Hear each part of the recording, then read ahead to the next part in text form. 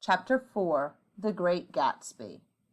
So let's just take a few minutes, take a look at the Chapter 4 cover. What color are we seeing here? What are those color? Look at your color definitions and write some adjectives in the margin that tell us what this yellow, which is obviously the color yellow or gold, is symbolizing. I also want you to go ahead and describe Gatsby's car on this page right here and label it Gatsby's car. Okay, because this is Gatsby, this is his car. So I had talked with Gatsby perhaps half a dozen times in the past month and found to my disappointment that he had little to say. "Good morning, old sport. You're having lunch with me today, and I thought we'd ride up together." So my first impression that he was a person of some undefined consequence had gradually faded, and he had become simply the proprietor of an elaborate roadhouse next door. And then came that disconcerting ride. "Look here, old sport, what's your opinion of me anyhow?" A little overwhelmed, I began the generalized evasions which that question deserves.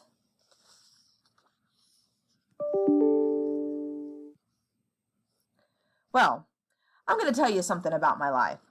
I don't want you to get the wrong idea of me from all these stories you hear. I am the son of some wealthy people in the Middle West, all dead now.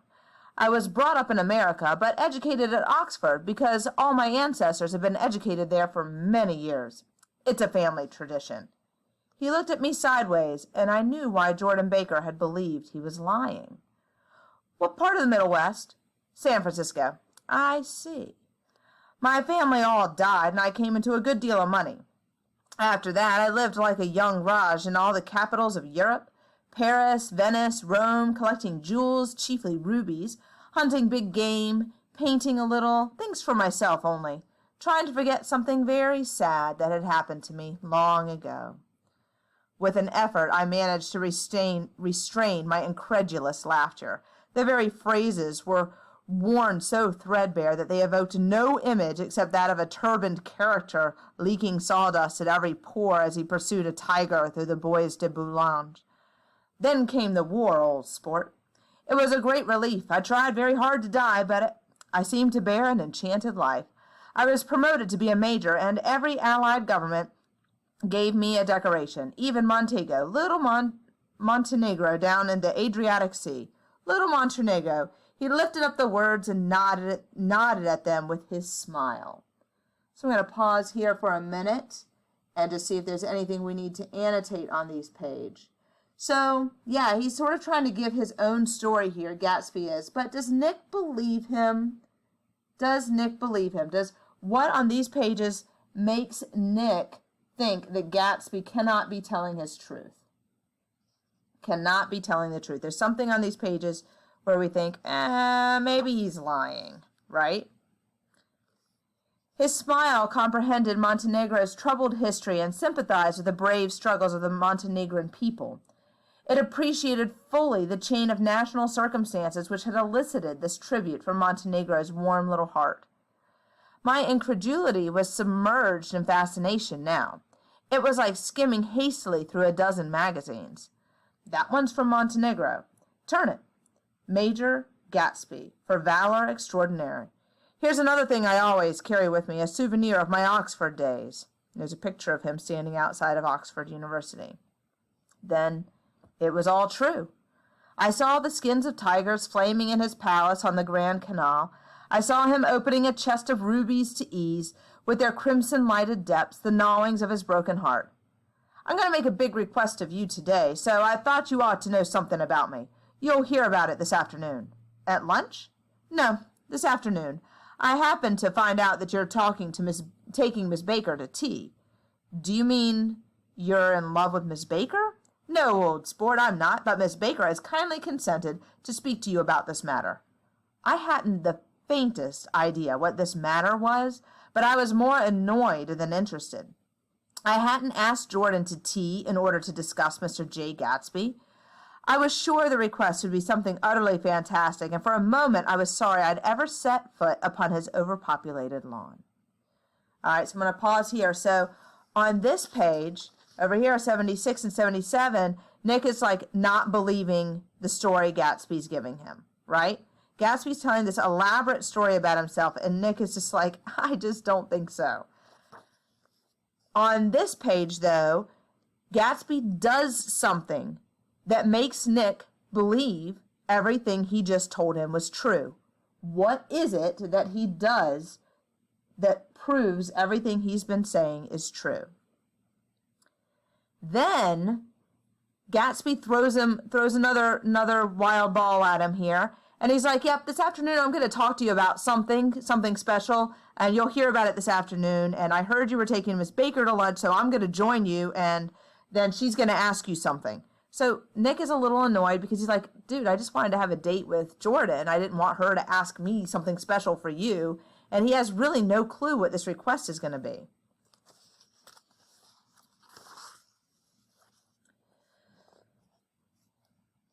And he's speeding along in his supercar, and he gets pulled over by the police. All right, old sport. Right you are. You know next time, Mr. Gatsby. What was that? What was that? The picture of Oxford?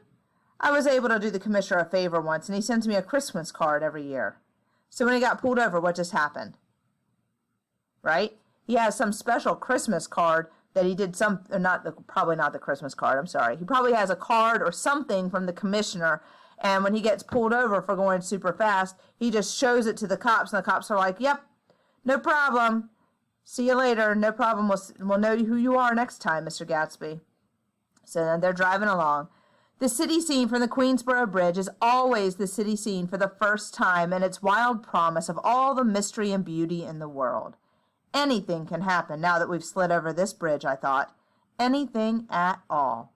Even Gatsby could happen without any particular wonder. So what does New York City represent on page 81? Think about what it represents here. Look at the colors that you have. Colors are also a little bit symbolic, but what is he saying? What is he saying to us about the city? So you're going to make a note of that, and you want to go over and see if you can sum it up in one word and put it on that map on page 7.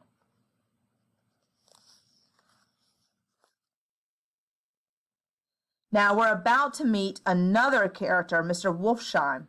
As we meet him, I want you to consider how Fitzgerald develops his character, because you're going to be describing him on the bottom of page 85, okay? All right, so here they are. They're downtown. They walked into this really nice place. And it says, Mr. Carraway, this is my friend, Mr. Wolfsheim. So they meet one another. So if you're labeling your characters, here you have Nick. Here you have Mr. Wolfsheim. This is a nice restaurant here, but I like it across the street better. It's too hot over there. Hot and small, yes, but full of memories. What place is that? The old metropole, filled with faces dead and gone, filled with friends gone now forever. So there you have Gatsby. You have Mr. Wolfsheim. You have Nick. I can't forget so long as I live the night that they shot Rosie Rosenthal there.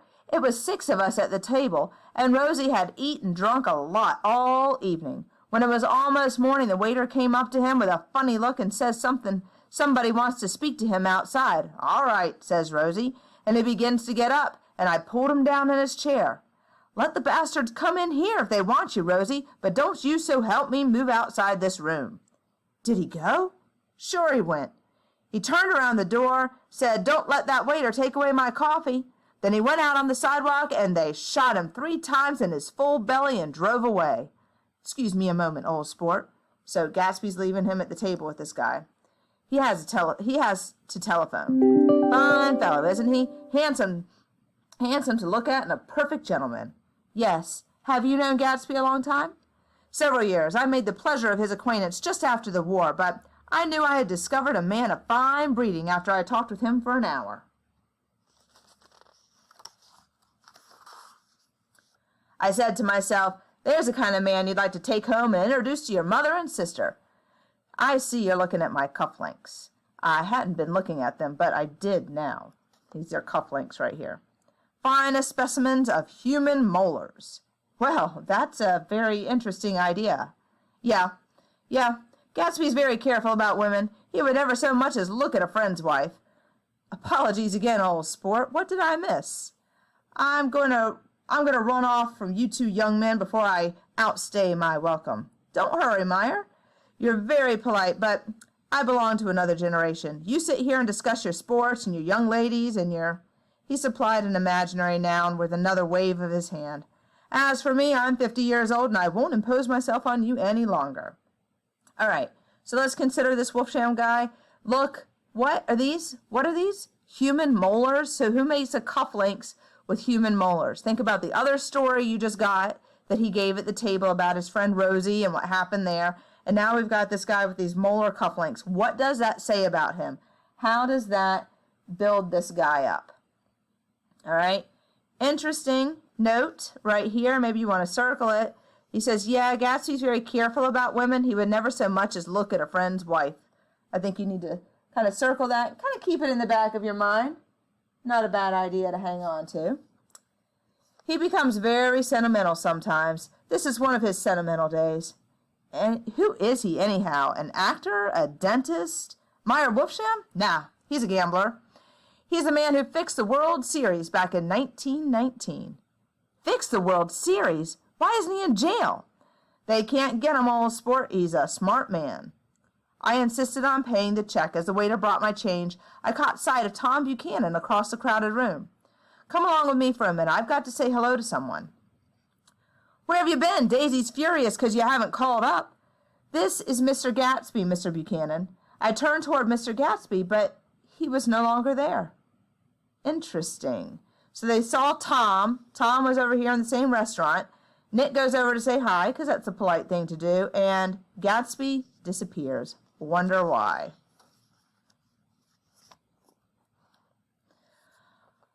One October day in 1917, said Jordan Baker that afternoon in the tea garden at the Plaza Hotel, I was walking along from one place to another, half on the sidewalk and half on the lawns.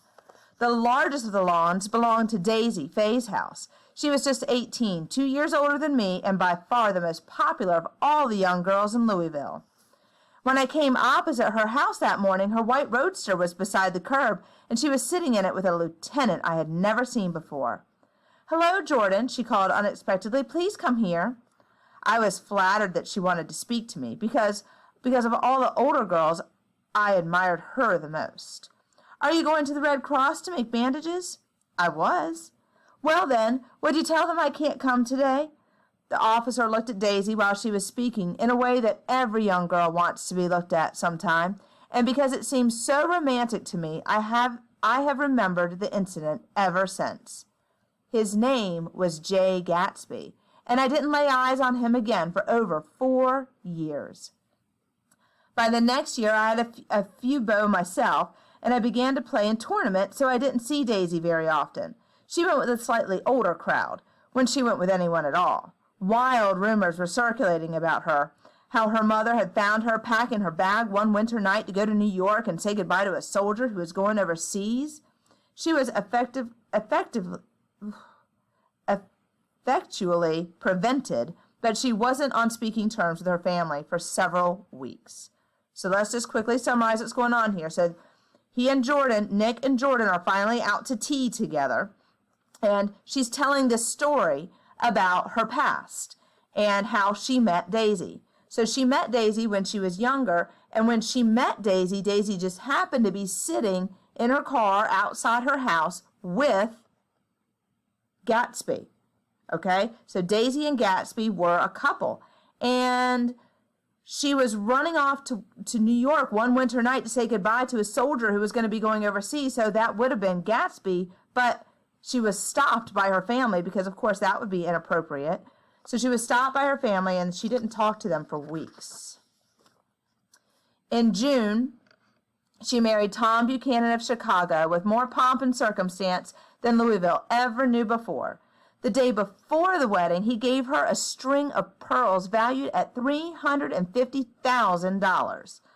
I was a bridesmaid. I came into her room half an hour before the bridal dinner and found her lying on her bed, as lovely as the June night in her flowered dress, and drunk as a monkey. She had a bottle of Sauternes in one hand and a letter in the other. Gratulate me. Never had a drink before, but oh, how I do enjoy it. I was scared, I can tell you. I'd never seen a girl like that before. Here, dearies, take 'em downstairs and give 'em back to whoever they belong to. Tell 'em Daisy's changed her mind. Say, Daisy's changed her mind. She began to cry. She cried and cried. I rushed out and found her mother's maid, and we locked the door and got her into a cold bath. She wouldn't let go of the letter.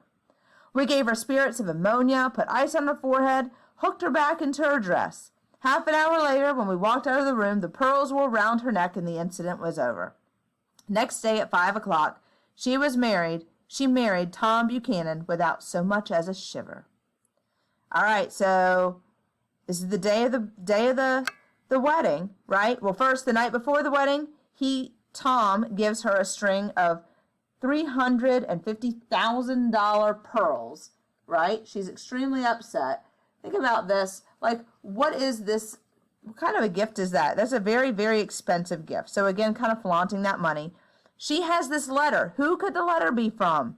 Why would the letter throw her into such a state? She's trashed, right? She got completely drunk and she's like, forget it. I don't want to marry him. I'm not going to just tell Daisy's changed her mind. But her mom comes up and they get her all cleaned up and she gets married the next day to Tom Buchanan. The end. So let's see about this. I saw them in Santa Barbara when they came back from a 3-month trip to the South Seas. I thought I'd never seen a girl so mad about her husband. If he left for a minute, she'd look around uneasily. Where's Tom gone? It was touching to see them together. Made you laugh in a hushed, fascinated way. A week after I left Santa Barbara, Tom ran into a wagon on the Ventura Road one night and ripped off a front wheel off his car. The girl who was with him got into the papers, too, because her arm was broken. She was one of the chambermaids in the Santa Barbara hotel. The next April, Daisy had her little girl, and they went to France for a year. Then they came back to Chicago to settle down. Daisy was popular in Chicago, you know. Perhaps Daisy never went in for armor at all. And there's something in that voice of hers. And yet there's something in that voice of hers. So what do we learn on this page about Tom? He's cheating. She's so nervous and she's always looking for him because he's always disappearing. Then he humiliates her because while they're here in Santa Barbara, he's gets in an accident and the chambermaid from the hotel is in the car with him because he's cheating on her. Okay? About 6 weeks ago, she heard the name Gatsby for the first time in years. Remember this? Gatsby. What Gatsby? Remember that from chapter 1? It wasn't until then that I connected this Gatsby with the officer in the white car. And it was no coincidence. Gatsby bought that house so Daisy would be just across the bay. And he wants to know if you'll invite Daisy to your house some afternoon and then let him come over. Why didn't he ask you to arrange a meeting? He wants her to see his house, and your house is right next door. I think he half expected her to wander into one of his parties some night, but she never did. He's read a Chicago paper for years just on the chance of catching a glimpse of Daisy's name. Then it had not been merely the stars which had aspired on that June night. He came alive to me, delivered suddenly from the womb of his purposeless splendor. She's not to know about it. Gatsby doesn't want her to know. You're just supposed to invite her to tea. Daisy ought to have something in her life. So this lets us know what Jordan thinks about Daisy's marriage, right? I mean, he says she ought to have something in her life, meaning her life is empty right now. The plan, what Gatsby would like, Gatsby purchased this house across the bay from Daisy on purpose. He throws all of these big parties on purpose, hoping that Daisy would come and attend the party one of these days, but she never has. When he finds out that Nick knows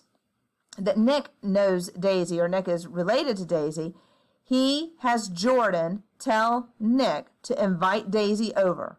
So he wants to have Daisy come over to Nick's house, and then he's going to wander down there and just say hi, and show up, okay?